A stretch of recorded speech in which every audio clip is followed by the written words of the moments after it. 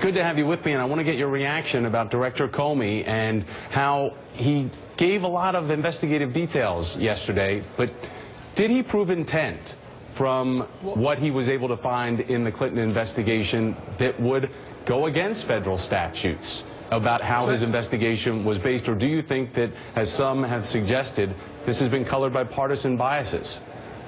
No, so first off, I think when you look at intent, you have to say, well, did Hillary Clinton intend to set up a homebrew server that didn't have the security that the national government has? Clearly that was intentional, and clearly that exposes American secrets to our enemies who want to hack it. But that's not the only prism in which we look at this case. There's also a gross negligence standard that's not intentional, but it's gross negligent. And I think that would have clearly been met, and Director Comey could have made a recommendation to the Department of Justice for charges. So there are still questions and concerns that a lot of us have, and I think it's great that he's agreed to come so quickly to the Hill and answer questions from the Oversight Committee. I mean, guys like Trey Gowdy, I can't wait till he sits down with Director Comey and presses him on why that recommendation wasn't made. We know that Trey Gowdy 11.5 hours with Secretary Clinton over the Benghazi investigation, and that material was released just a week before this material of the FBI investigation was released. What do you think that FBI Director Comey didn't do properly if he has come forward with his investigative findings and his recommendation?